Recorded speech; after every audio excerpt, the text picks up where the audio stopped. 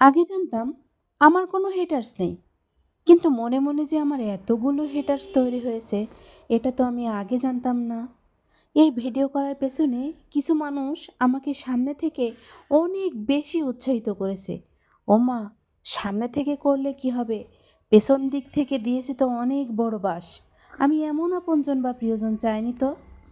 আমি বলছি না যে আমি অনেক বড় কন্টেন্ট ক্রিয়েটার হয়ে গেছি, যে আমি ভিডিও ছাড়ার ব্যাপারে A to Z জানি, আমি সেটা কিন্তু বলছি না।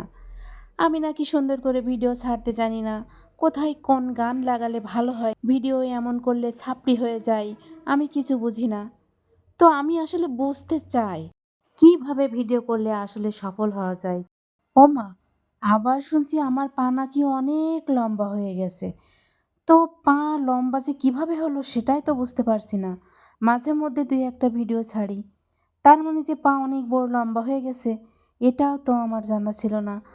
যদি মামা আমাকে ভাইরাল করে দেয় তখন তো অনেক দূর যাওয়া লাগবে, তখন তো পা আরও বেশি লম্বা হয়ে যাবে।